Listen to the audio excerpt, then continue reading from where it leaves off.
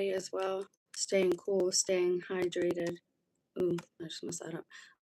Staying hydrated. It's brutal out there, and it's only the very end of June, beginning of July, and the 4th is coming up.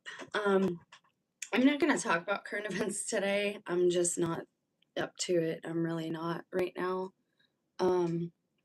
But what I did want to talk to you about, give me a second. I want to make sure I have everything pulled up. I have the sacred text, like it's an old version of the Bible. It has actually like the name. I've read to you a couple Psalms. It has to like the names of the tribes that things were about, certain passages and whatnot. Very interesting. That's not what we're doing today. I'm tired. I've been worried about little baby marsupials or whatever they actually are because they're so tiny. I don't know what they are. And let's pull up a proper thing here. Give people time to come into the video if they're interested, if they're sitting still and trying to be cool today. I do have something I'm going to go over, but that's going to be either tomorrow, maybe later tonight. It all depends on how it goes, how things play out for me. So what I did want to talk about is spending so much time on YouTube. I see a lot of bad doctrine, and who am I? I'm not a seminarian, I'm not a priest, I'm not a nun, I'm none of those things, okay? But I was raised in the church, and my gifting is with words, and I've seen some priests, and I'm doing this to encourage you guys, because I've seen some priests say that, oh, if you're weeping all the time, if you're crying all the time, you know that this means there's something demonic going on around you or with you, or maybe you're not saved.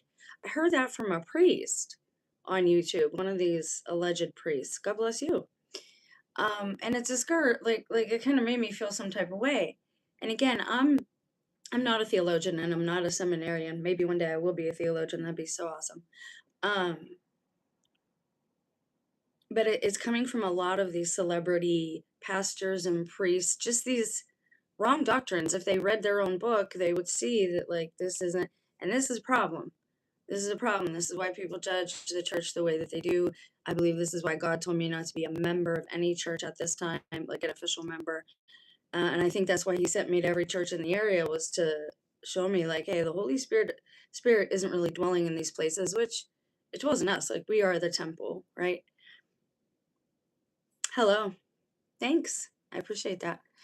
So I figured I wanted to address this because it's from a pretty popular priest. And he said that if you're weeping all the time, if you're sad all the time, that this means you could have a demon, or maybe you're not even saved. Which is just terrible to say. So let's talk about somebody who is a prophet. And we're supposed to respect these people if we are believers, and even non-believers respect prophets, right? Muslims, everybody kind of respects them. Why do you guys keep taking your likes away? That is so shady and shisty. It's just ignorant. I'm sorry. Again, this is why I'm trying to stay away from current events. I have no tolerance at all anymore right now. Just for the lack of humanity in people. The apathy is just a lot. And again, I'm not okay. So I see that you've got the 666 and all this stuff out. I'm just gonna turn the comments off because they're not even like on point. So that's what I'm about to do. If you want to stay, you're welcome to stay. But stay on topic, please. So hearing this from these priests all talking about things today, and again, there was this, I almost saw the moment that things inverted, and it was before 2019. It was like 2018. It was the first eclipse. People started, like, they went sideways, just like their profile pictures. And again, I'm good with symbolism and words, and I saw this on Facebook. I was selling things on social media, so I spent a lot of time on there too. and you get to see what people are doing. But a lot of these priests and pastors and things, like, they also, I don't know if they know they're compromising, if they know they're compromised, or if they just have bad doctrine. But obviously, they're not reading the book, because this is a prophet, and he was called the weeping prophet. And I thought that for our time, for these end seconds that I think we're in, um, let's talk about Jeremiah. Because I spent a lot of time in tears. I'm not even gonna lie. If you've heard any of my testimony, almost every time I pray, I cry. It's who I am. I've always been to everybody in my whole life. You're too sensitive. You're too sensitive. You're too sensitive. Well, maybe everybody else is too apathetic. Did we ever think of that? Maybe we're not crazy for believing and talking to the Creator. Maybe that group is crazy for not recognizing like something created all this, someone created all this. We really have to start, if we want to continue on as a species, if we want to exist past this this year, we've really got to start acting like it. Finding these two little babies on the road, and then I'll get to this reading. They're so tiny. They're not even as big as like the top part of my finger, and I have really tiny hands. Being on a phone, it makes you look like bigger than you really are. I'm like 5 foot, and everything on me is small. My feet are like a 6.5, a 6. Finding these little babies and seeing them like struggle and kick and turn and flip and hug each other. They want to live. They're fighting to live. Any sentient, consciously aware being that fights to live, and it obviously wants to live, it deserves that chance to live. And so, mankind, humanity, if you want to live past this year, you got to start fighting. You got to fight that apathy that's building in your heart, and I have to fight it every day. I consciously knew, like I knew that my heart was hardening. I put myself in situations and positions where my heart had to wake up. I forced myself to watch those videos of slaughterhouses and things, just the worst of the worst, to understand what mankind is capable of, to understand I don't want to go down that road. What we did to our God, people say, well, why do you wear a cross? It's an idol. How is that an idol? I know God doesn't dwell on the cross, but he was on the cross and we put him there. And people say that had to happen. Well, let me tell you something. That doesn't make what we did any better. It doesn't make it right. And that's where we're at today in these times. If you want to live, you've got to fight. And I don't mean physically. Like, that's not what I'm talking about. I'm talking about fight the apathy in your own heart, fight the lack of compassion, learn how to forage plants. If you don't like the direction the system is going, then for as long as possible, live outside of the system, but develop skills. Learn how to forage, learn how to do these things. Because if you want to live, you better start acting like it. Because not only are we under judgment from other countries and our peers, we're under judgment of the Most High God. And that should put fear in your heart. Okay, enough of that. Let me take a quick sip.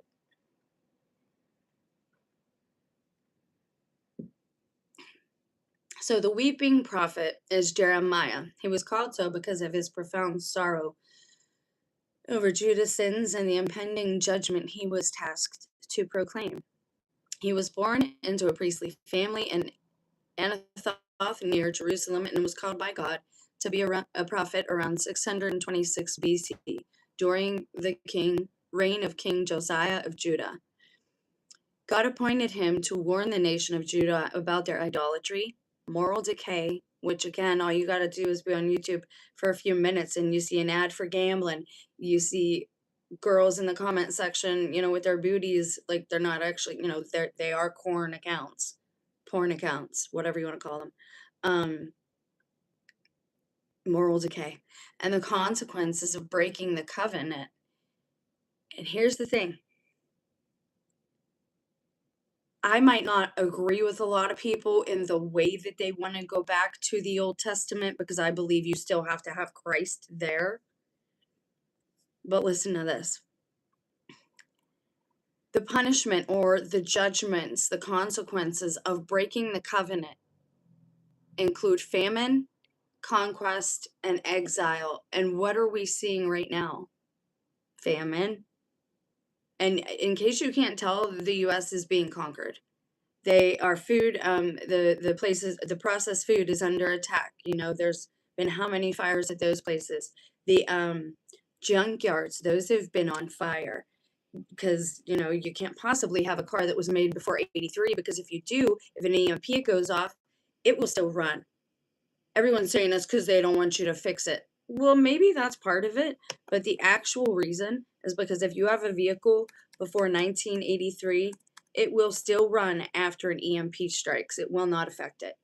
That's why the fires at the junkyards, okay? We are under attack. We are being conquered right now. I believe I know what country is doing that. People disagree with me. That's fine. You can disagree with me. But I also believe that we're at a time Gog and Magog is about to happen. And I'm on a conquest right now looking into Alexander. And as soon as I find the information that I believe is true, that it comes to me in prayer. I'd spent 2 weeks, guys. I just got off of when I went off of that last medication, it does, it helps me sleep and gives me an appetite. I didn't eat for 2 weeks. When you do that and you clear out your temple, you hear from the Most High God easier. It's so discouraging when people leave and bounce out, when I'm going over really important parts of what I'm talking about.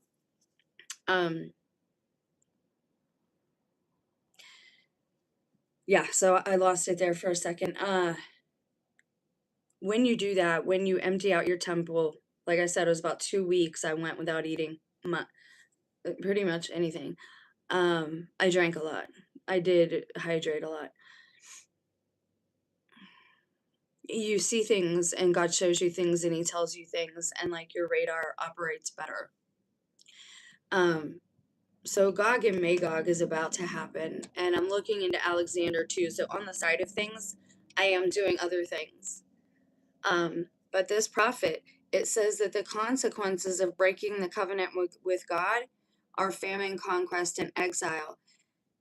And we're going through that right now because I believe that America, our Christianity, our churchianity, it's actually very anti-Christ. It's very materialistic, which is anti-Christ. And again, when I say anti-Christ spirit, I'm not talking about the anti-Christ in this sense. I mean, the way they operate is very anti-Christ. The money, the tithes, the way that the actual churches, even not mega churches, we have one here. It's not very big, but it's our version of a charismatic church or whatever. Even the way that's set up is all about idolizing the people who are on the stage and performing, and they are taking in all that energy that you're giving them as performers. Our Christianity on the surface is very anti-Christ. Christ was not like this.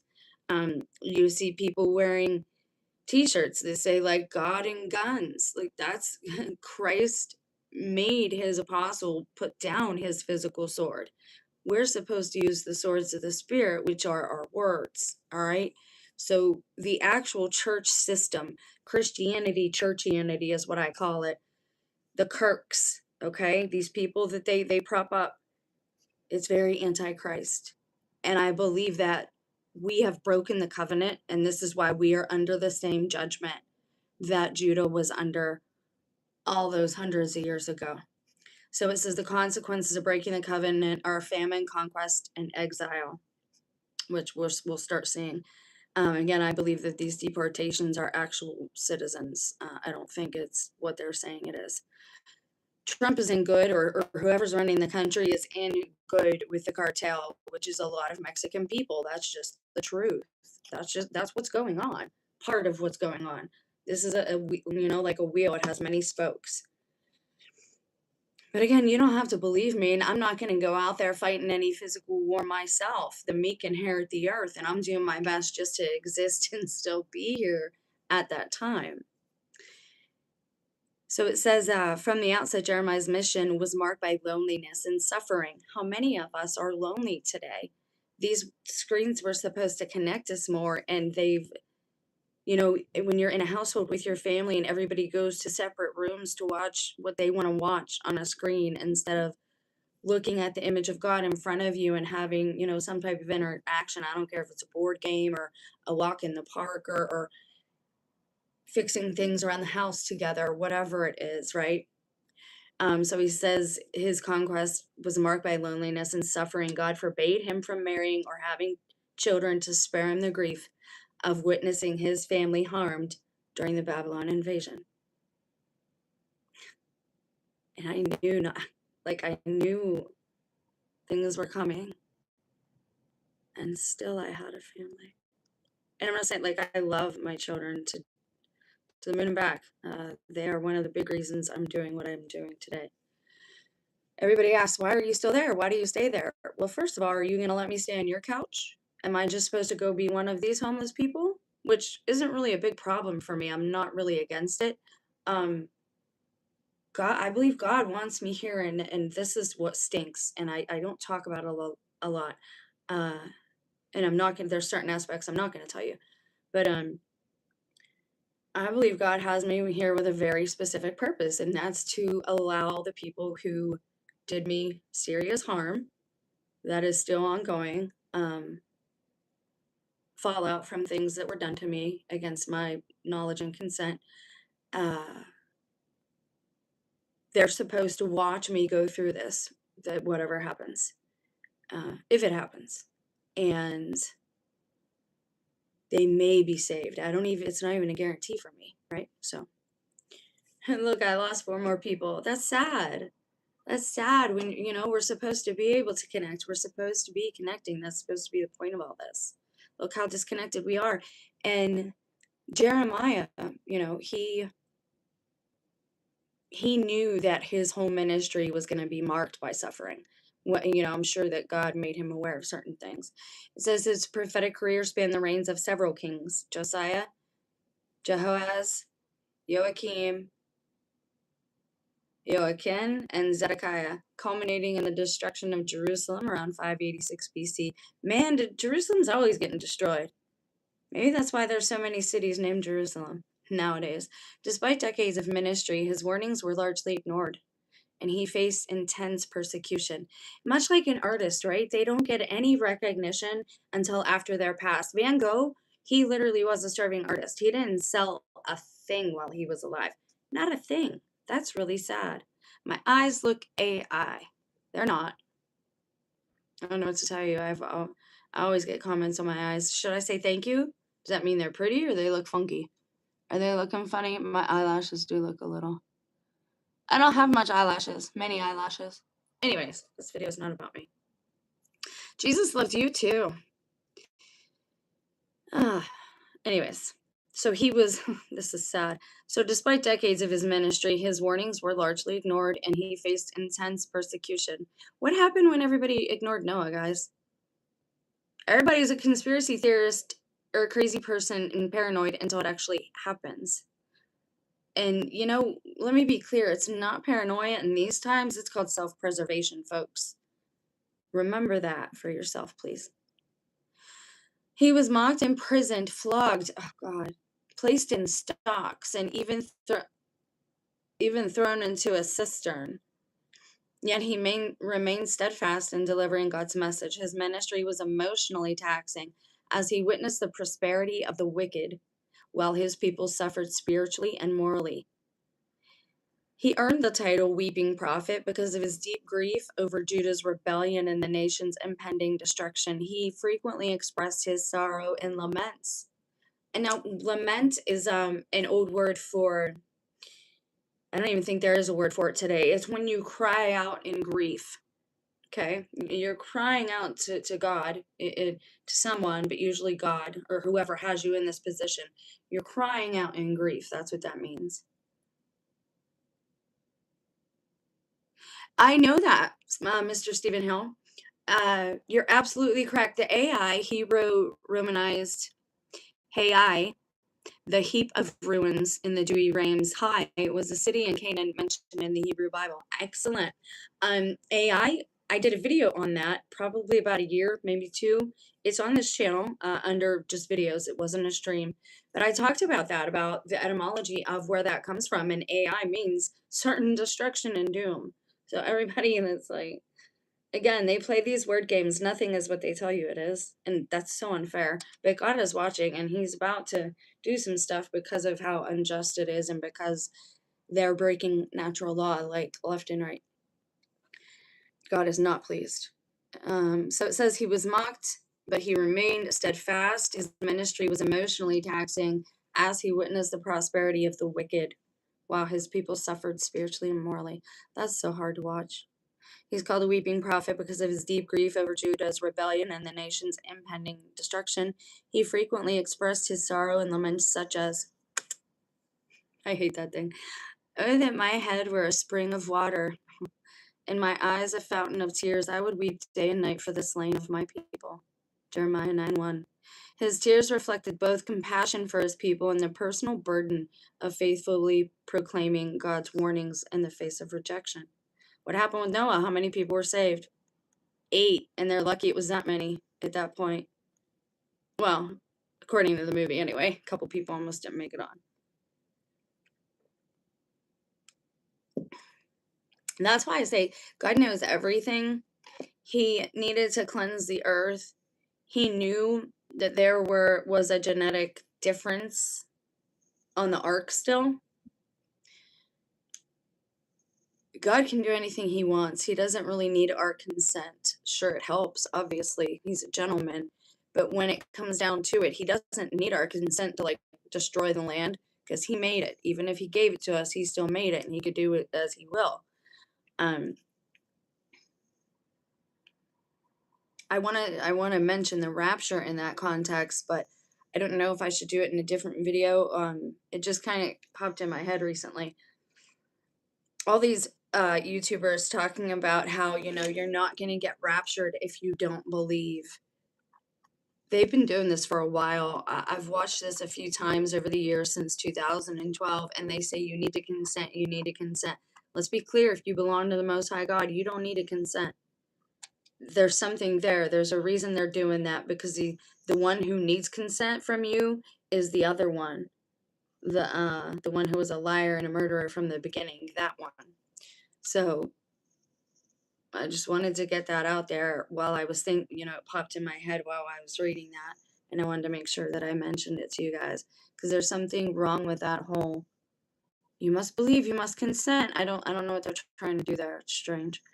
Maybe it goes in line with the alien deception. I'm not sure. But again, if it's the Most High God, he really doesn't need your consent. Sure, like for a lot of things he does and whatnot, but at the end of the day, So lamentations are when you call it out to God, right? It says, despite the hardships. Oh, before I continue, God knew that there was a genetic difference still on the ark. This is why I don't think that they're all doomed. I don't buy into that, and I try to stay in my lane. It's not my job to say if somebody is condemned to hell or Sheol or Tartarus. That's not, try to stay in my lane these days. There's a reason God allowed it to continue. So, have faith that things will turn out all right if you're concerned about your own family line and whatnot, because we all are kind of mixed here now at this point. And I will say also that women, especially, but mankind is in danger of becoming an endangered species, like real soon here, after whatever the next cataclysm is. Those of you who are still partaking of slaying your neighbors and your families and your friends, the bowls of wrath are coming. Whether tribulation already happened way back when or we're in it now, it doesn't matter.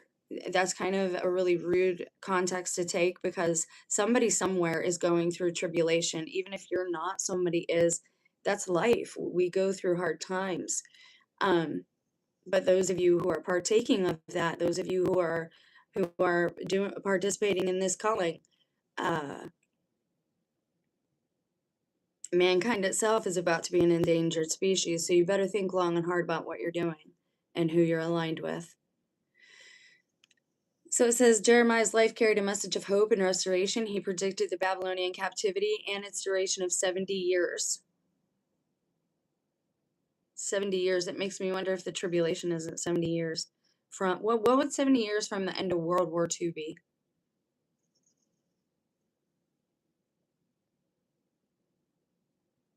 Would that be where we're at now? Yeah, like 12.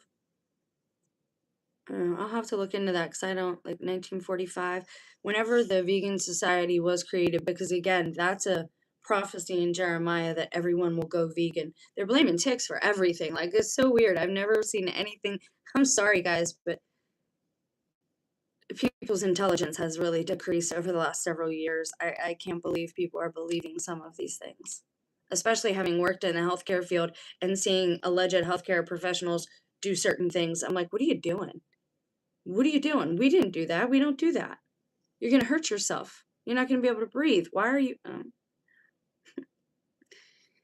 Ugh. So it says his writings were preserved in the book of Jeremiah and Lamentations continue to inspire believers with lessons of obedience, perseverance, and the emotional cost of faithfully serving God. We have to look into like what covenant they broke. Which one was it? Because aren't there several throughout the Bible? We're supposed to be under new covenant, but there are certain things we're still not supposed to be doing that we're doing en masse, like eating pig. Not only is that wrong because Christ cast the demons into the pig, and again, I don't know if that's literal or not, if it's just telling us something, but they have human DNA. Like, you do know that, right? I don't think pigs are a natural animal. I don't think Noah took them on the ark. Maybe wild boars, but pink pigs? And they use pig skin. Not only do they create this animal and bring it into existence, into a life of captivity, but then they take its skin while it's still alive and they use it for these skin grafts on human beings because it shares a lot of our DNA. There's a reason God tells us not to do certain things, and it's not to be a downer. All right, check this out. Get you to buy that plant-based. That's what the ticks will do to you. You won't be able to eat red meat. I don't eat red meat. It's a prophecy in Isaiah. Everyone will go vegetarian/vegan. It's just gonna happen. And I don't eat GMOs. I eat veggie burgers and bean burgers, right? But there's no fake things in there. It's not like lab meat. I don't eat the fake, like, actual, like, it's supposed to be meat, like Impossible meat or whatever. I don't eat that stuff. If Kim Kardashian or one of the Kardashians is promoting it, like, that's just the last thing I need to know. Like, I don't eat that. God told me, God started talking to me in 2017, 2018, waking me up because people were doing things to me against my consent.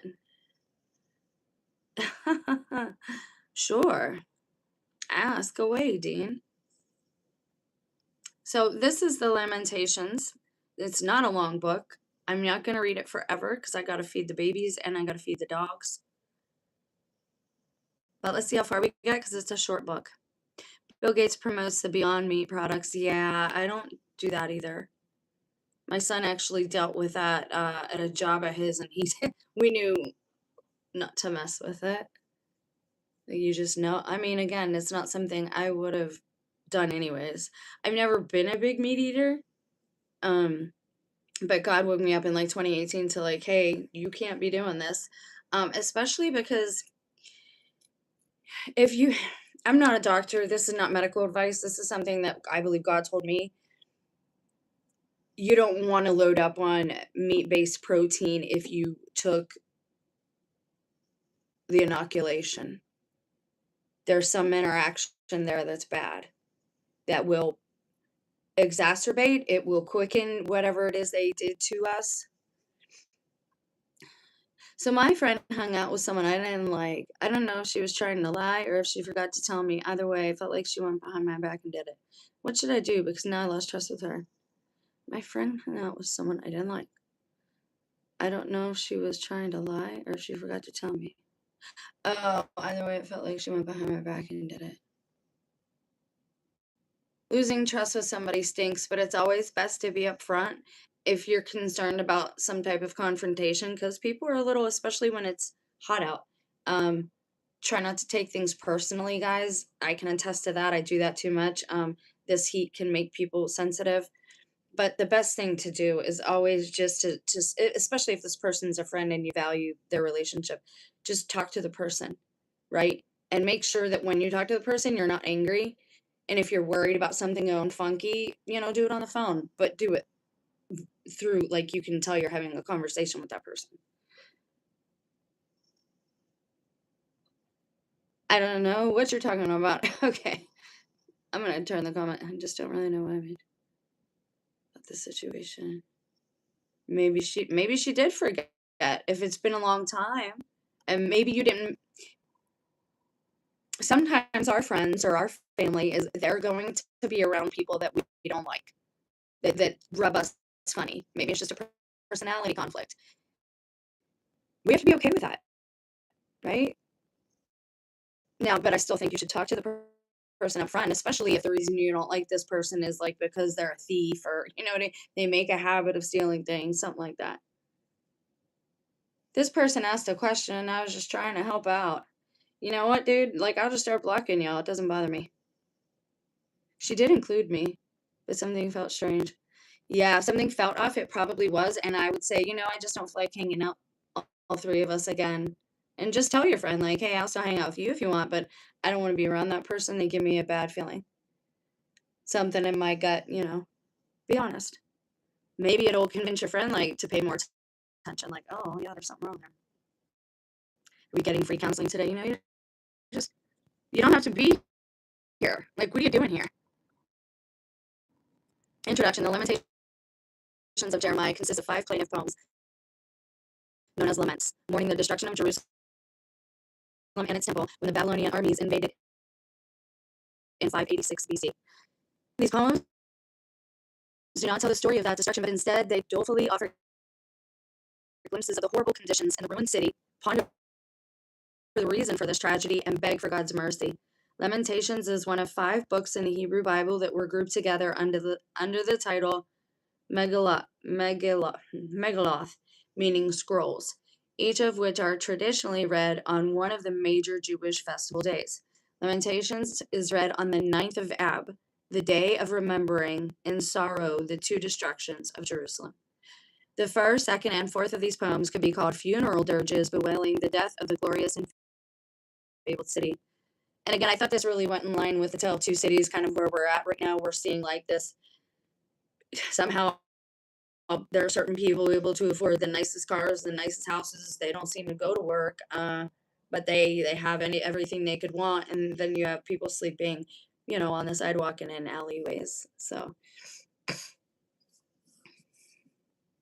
I'm sure you'll figure it out. But yeah, it's always best to be upfront and honest, but not confrontational. Just be like, hey, this is a thing for me, and your friend should respect that. But you, in turn, have to respect the fact that your friend might still hang out with that person. You see what I mean? That respect, needs to go both ways. And maybe they didn't even realize they hurt your feelings. Counseling, this is how community is built. This is how you build community, folks. People like that guy, the one that I had removed the comment, yeah, they're not going to do good when everything goes down. They're going to be coming to people like me talking about, will you fish for me? Will you catch a fish? Will you, do start a fire for me? Will you put up my tent? Will you grow, this food for me? Will you tell me if this is ripe enough to pick? All these people right now thinking that they've got it made with their popcorn and circus and their UFC. You're going to be coming to people like me and,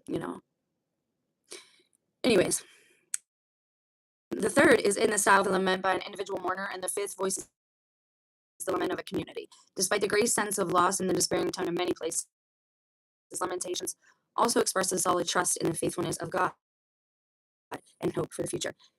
In the middle of the third lament, the poet declares, "It is of the Lord's mercies that we are not consumed, because his compassions fail not. They are new every morning.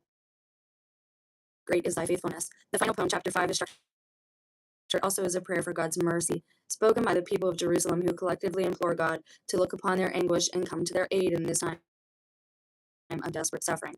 This book has anciently been closely associated with the prophet Jeremiah, who lived through the turmoil of the destructive times. So they're not certain if Jeremiah wrote this, but they're pretty sure. And again, both Jeremiah and the book of Lamentations really spoke to me about some of the things that we're going through now. Some of the things I've talked to other targeted individuals and other mothers and other Christians about online over the last several years. And loneliness and suffering is a really big theme for all of us. And just this, we feel like God is putting us through it. Well, he is. We're walking through living purgatory right now, whatever you want to call it. And we are under judgment. So people could say, how could you thank God at a time like this? How could you pray to him at a time like this? When the world is such a mess. That's when we need him the most, right? And not just that. Man makes a lot of these decisions. We have free will. We can't have that both ways, right? If we want to have our free will and we want to be free and make our own decisions, this is what happens when we get out of control. And sometimes that's why God will give us a leader that's not like that rules with an iron fist, because that's what we need at that time. And that's because he loves us. And again, it's so much easier for a parent to sometimes understand these things about God. So this is Lamentations 1. We'll start here. We are living in the book of Revelation today. Absolutely. Absolutely. I wonder if I can make this dark too. I hate when the computer screen is white. It just really irritates my eyes. So Lamentations 1. The sorrows of captive Zion. How doth the city sit? Can I pull up the Catholic version, because it's not Old English and it's easier to relate to for people. Because people say what they want about it, but it. No. There we go. Thank you. Okay, that's better. The Catholic book also has the names in it, which I never noticed, but it does. And this one is going through like city names and stuff. So anyway, Lamentations 1. Aleph. Oh, how a city once filled with people now sits alone. Gosh, that's how I feel when I watch the live streams of New York. Watch any 80s like news broadcast in New York and then go watch like the live streams of New York today. People say, oh, it's so much cleaner. There's so many less people. And I don't know. I don't understand how people can go against their own species and like want our demise. It's sad. Aleph, oh, how a city once filled with people now sits alone. The governess of the Gentiles has become like a widow. The prince of the provinces has been placed under tribute. Beth, weeping, she has wept through the night, and her tears are on her cheeks. There is no one to be a comfort to her, and to all her beloved. All her friends have spurned her, and they have become her enemies. Now, again, this one is a little more modern to help you understand what he's writing about. I wasn't going to read the Old English. Not today, when there might be new, we're fishing here. It's late in the hour. We're fishing. We need to easiest to understand version. Gimel, Judah has migrated because of affliction and great servitude. She has lived among the nations and not found rest. All of her persecutors have apprehended her amid torments. Deleth. The pathways of Zion mourn, because there are none who approach for solemnity. All her gates are destroyed. Her priests groan, her virgins are filthy, and she is overwhelmed with bitterness. You know what it means by her virgins are filthy, don't you? Because what happens in Word of Women. Oh, I wish I was a Judith. Her enemies have been made her leaders. Ugh. That's the position we're in, folks. Like, in case you can't tell, the bread and circus they're giving us, like the UFC on the White House lawn, even people who like UFC thought that was too much, all right? It's like we're watching either another nation or another species try to pretend to do things they think we would normally do. Does that make sense? Somebody like The Simpsons, how the aliens only knew about human beings from television, so everything was like a comedy sketch for them. Same thing. Like it's like we're dealing with whoever's leading things behind, because it's not actually Trump. It's like they're just pretend like they've got this idea about us from what they saw on TV. Like not they didn't actually know us because Americans are very hard workers. And I'm so sick of hearing how lazy we are. Like and that's the problem. We've been worked into the ground. But now they figure, well, they'll take our kids and they'll just hijack another generation. No, they won't. No, they absolutely won't. Don't let them. Do not consent to this crap that's going on. Her enemies have been made her leaders. Her adversaries have been enriched. For the Lord has spoken against her because of the multitude of her iniquities. Her little ones have been led into captivity before the face of the tribulator. Vow, and all her and all her elegance has departed from the daughter of Zion. Her leaders have become like rams that cannot find pasture, and they have gone away without strength before the face of the pursuer. Zion, Jerusalem has remembered the days of her affliction and the betrayal of all her desirable ones, whom she held from the days of antiquity, when her people fell into the hand of the enemy, and there was no one to be a helper. I'm doing a study right now on the side of things about the word helper because that means something very special in the Hebrew language. So somebody, if you're interested in that, remind me to do it because I might forget. The enemies have looked upon her and mocked her Sabbaths. Romans did this with the Colosseums. They give you games to distract you from the important things happening. Absolutely, absolutely. My son named both of his children Roman names, both of them. And he behaves more like his father used to behave. There's things going on that you guys have no concept. And if it ever comes out, some people will legitimately lose their minds. They're not going to be able to handle it. The old gods are back. And some of them are living in people like celebrities, and some of them are living in your neighbors. Some of them are living in your family members who weren't sealed by God. That's just a fact. I'm trying to reach mine. I'm doing everything that I can to reach my family. But it might actually be in vain. I don't know. That they definitely are afflicted by these old ancient Babylonian and Roman gods. Because here's the thing.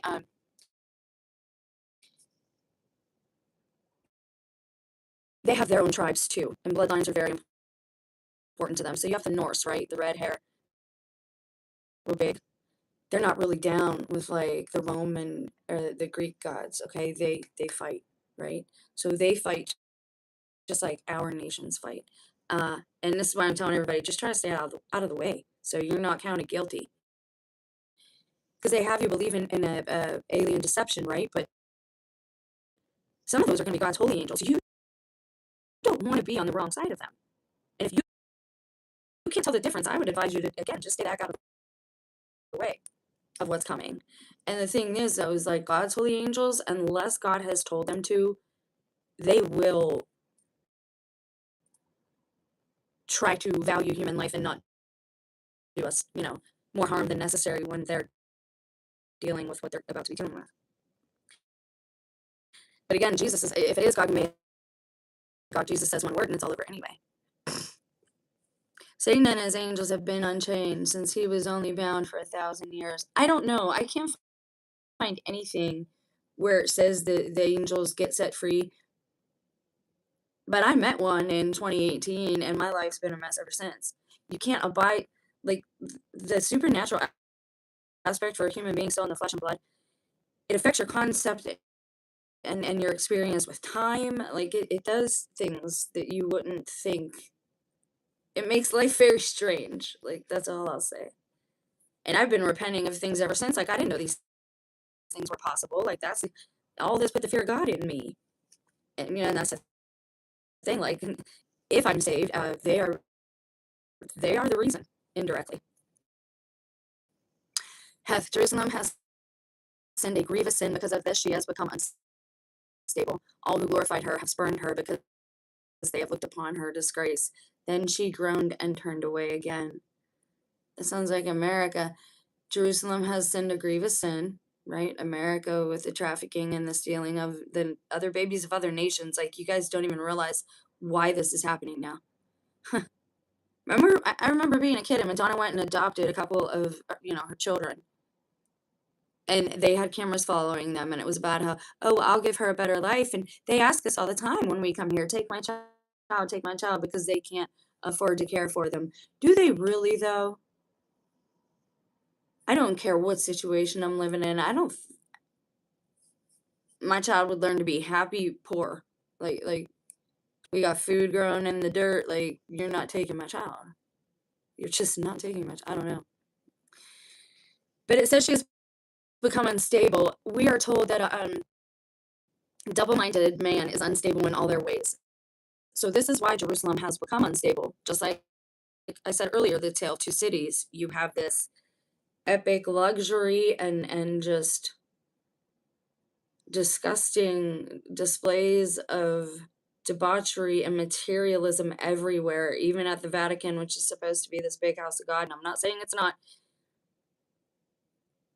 What do y'all, and again, money is a game to them. So why is there anyone hungry? And you got to look into some of this, because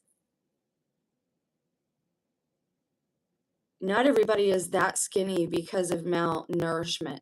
I did a video on this not long ago about the book of Baruch. That wasting disease is from cannibalism. Some people over there are willingly participating in that, and they're letting those people in our country. They're letting them in Italy. And right now, if you are a Caucasian woman and you are of French or Italian descent, you are in danger. You got to understand this. I don't know. So again, you're seeing the really poor and the really rich living side by side in Jerusalem. This is what in Babylon. This is what you see in our places. Now, Teth, her filth is on her feet, and her end has not been remembered. She has been vehemently put down, having no consolation. O Lord, look upon my affliction, for the adversary has been lifted up. Jod, or is it Jode? He's going through the alphabet here in case you didn't recognize. The enemy has sent his hand against all her desirable ones, for she has watched the Gentiles enter her sanctuary, even though you instructed that they should not enter into your church. Kaf, all her people are groaning and seeking bread. They have given up whatever was precious in exchange for food, so as to remain alive. See, O Lord, and consider, for I have become vile. Lamed, O all you who pass by the way, attend and see if there is any sorrow like my sorrow, for he has made me a vintage, just as the Lord has spoken in the day of his furious anger. Mem, from on high he has sent fire into my bones, and he has educated me. He has spread a net for my feet. He has turned me back. He has placed me in desolation, consumed by grief all day long. That's the author. None. Vigilant is the yoke of my iniquities. They have been folded together in his hand and imposed on my neck, meaning he's under judgment. My virtue has been weakened. The Lord has given me into a hand out of which I am not able to rise. Samek. The Lord has taken away all of my great ones from my midst. He has called forth time against me, so as to crush my elect ones. The Lord has trampled the winepress, which was for the virgin daughter of Judah. And for this I weep, and my eyes bring forth water, for the consoler has been far away from me, changing my soul.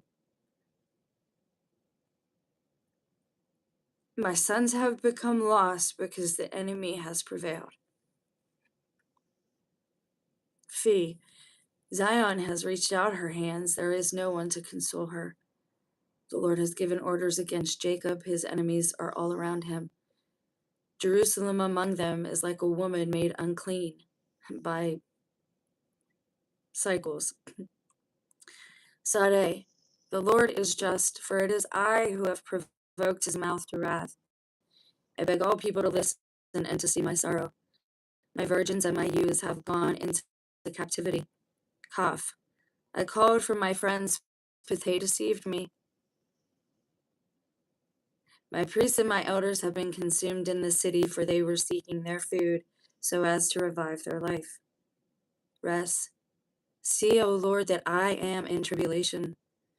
My bowels have been disturbed, my heart has been subverted within me, for I am filled with bitterness.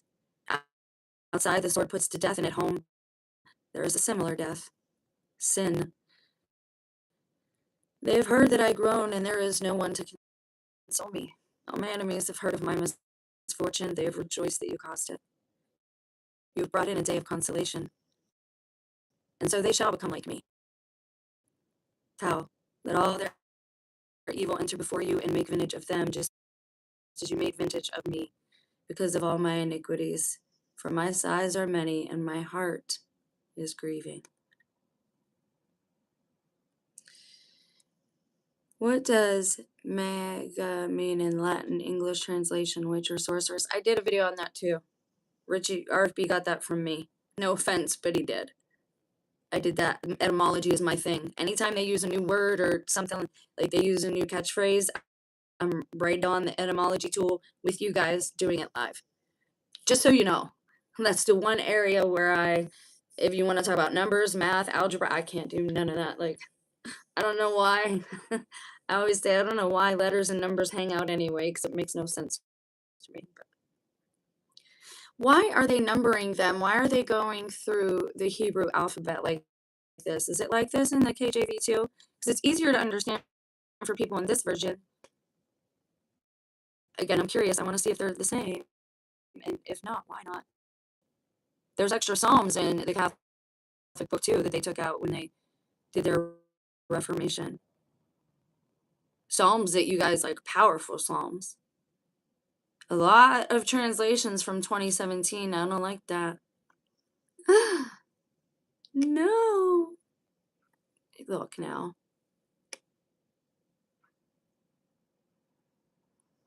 I hate these little things. I need an actual mouse.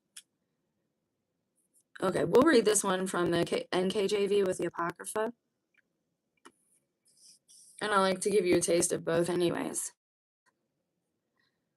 Zion's sorrows come from the Lord, and I'm sorry, but some of this is very personal. Like I feel I feel it.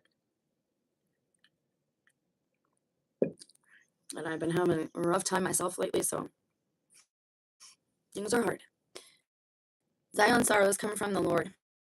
How hath the Lord covered the daughter of Zion with a cloud in his anger, and cast down from heaven unto the earth the beauty of Israel, and remembered not his footstool in the day of his anger? The Lord hath swallowed up all the habitations of Jacob, and hath not pitied. He hath thrown down in his wrath the strongholds of the daughter of Judah. He hath brought them down to the ground. He hath polluted the kingdom and the princes thereof. He hath cut off his fierce anger all the horn of Israel.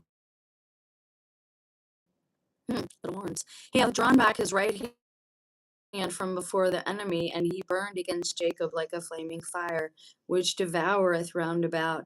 He hath bent his bow like an enemy. He stood with his right hand as an adversary. That's interesting.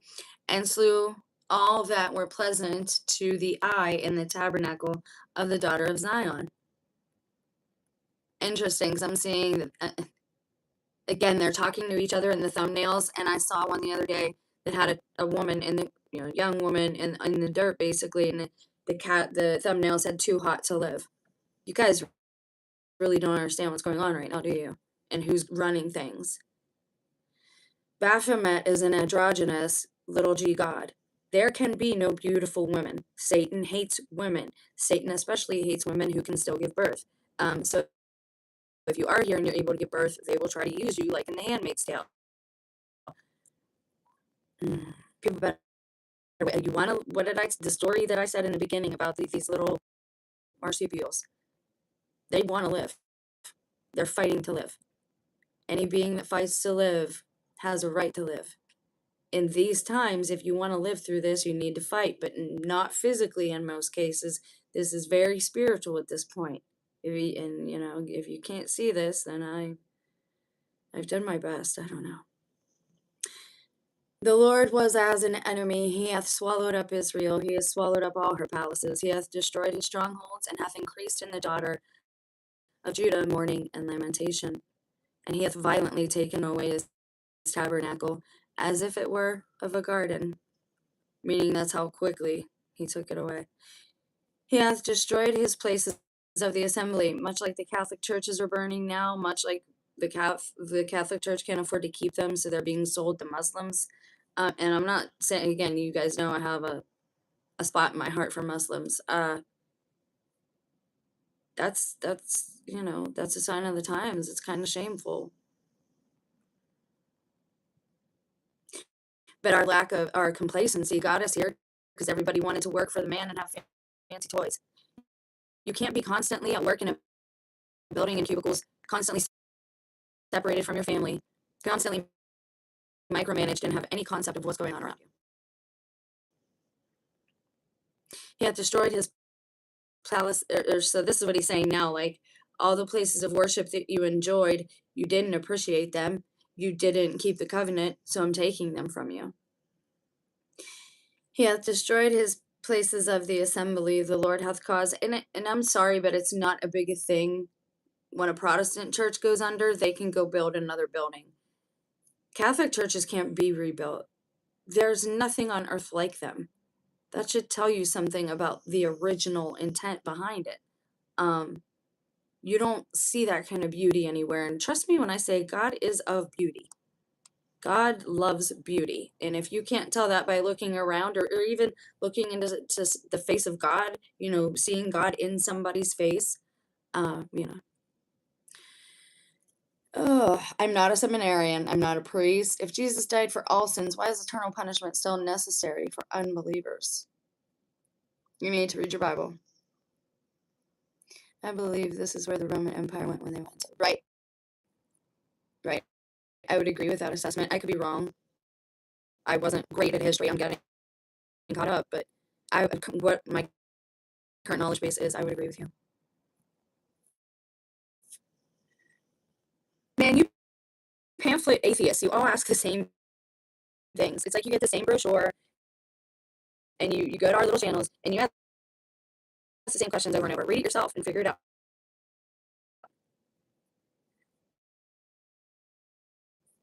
It's not about necessarily unbelief. There are a lot of people in hell who believe in Christ. We were told to do certain things. We're supposed to be doing them. We're not supposed to take advantage of God's grace. Just like those people who say, well, I'll confess on my deathbed, I'll take God. It's not genuine. It's not sincere. You can't do that.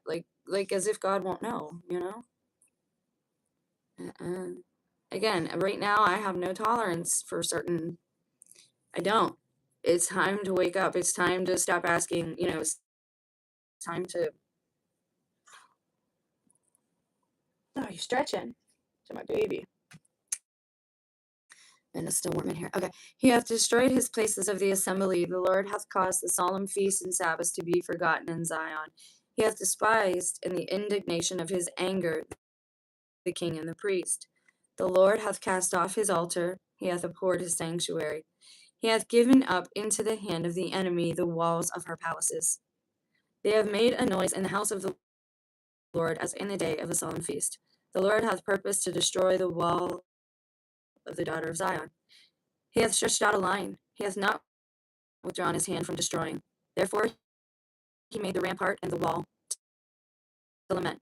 They languish together. He's giving you a picture of what's going on and all the destruction around him. Again, very much like the tale of two cities. Her gates are sunk into the ground. He hath destroyed and broken her bars. Her kings and her princes are among the Gentiles, meaning everybody's the same at this point. There is no king, there is no prince. Y'all the same because you're all going into captivity because you broke the covenant. The law is no more, meaning they're in a time of lawlessness. See, this is why you should appreciate the law while you have it, because once it's gone, you're like, what's happening? Why is all this going on? Well, we broke natural law. Like, natural law is a big part of, I believe, covenant law, right? We're told no flesh, no blood. No flesh, no blood. Still, cognitive dissonance, people weren't hearing it. No flesh. None. no blood. If it's just about not eating other humans, right? Which is what I said. Then how come God says even fish with skin we're not to eat? Why does he make that differentiation? Because he's talking about everything, all of it. No flesh, no blood, period. See, I lost somebody else. Man, your cognitive dissonance is that's what gets people to hell. That's what gets people to hell. They don't want to listen. You can't just, you can't be a shallow, superficial believer.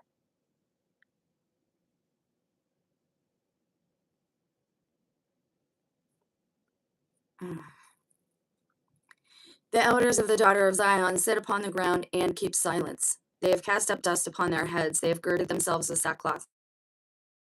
The virgins of Jerusalem hang down their heads to the ground.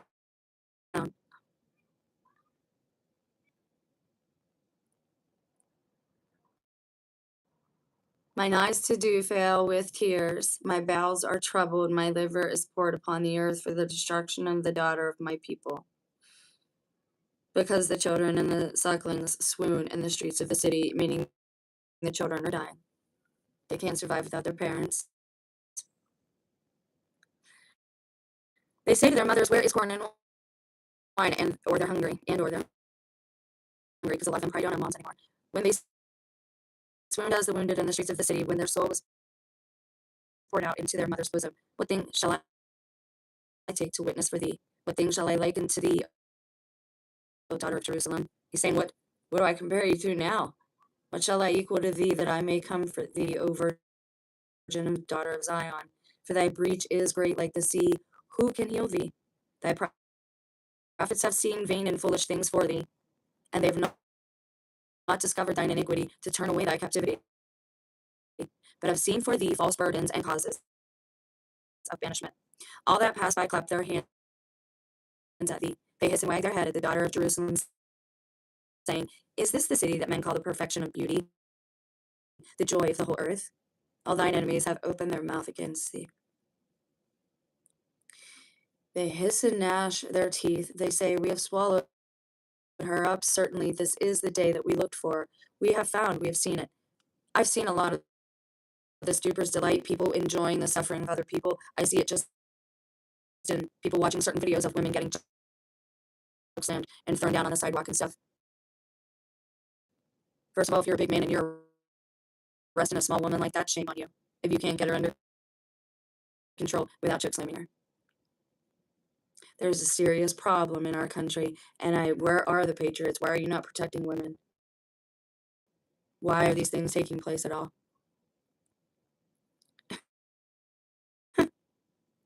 I don't know what denomination are you. I'm reading Lamentations. That's what I'm doing. All thine enemies have opened their mouth against thee. They hiss and gnash their teeth. They say, We have swallowed her up. Certainly, this is the day that we look for. We have found, we have seen it. The Lord hath done that which he devised. He hath fulfilled his word that he had commanded in the days of old. He hath thrown down and hath not pitied. And he hath caused thine enemies to rejoice over thee. He has set up the horn of thine adversaries. And because this is my channel, manners, being polite and just having common decency and courtesy are required. They're not just expected. If we can't be kind, like you can't say hello first. What denomination is this? Go away then. We don't need you here. I don't need you. I don't need the grief. I've been through enough persecution and tribulation at this point. I love you. I'll pray for you, but I'm not dealing with ignorance and arrogance or any of those things. I'm just not. The people that do come here to just fellowship, like, thank you for being here.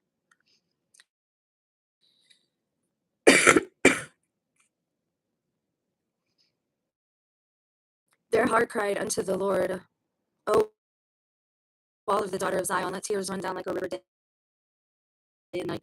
Give thyself no rest, let not the apple of thy eye cease. Arise, cry out in the night, in the beginning of the watches, pour out thine heart like water before the face of the Lord. Lift up thy hands toward him for the life of thy young children. that faint for hunger in the top of every street. Behold, O Lord, and consider to whom thou hast done this. Shall the women eat their fruit and children of a span long?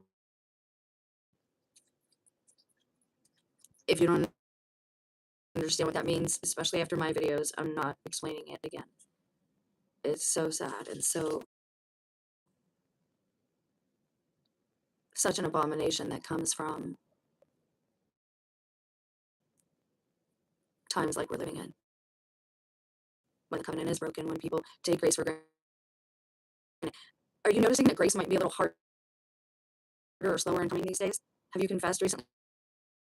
Repented? You need to if you're not, because I don't know what's going on, but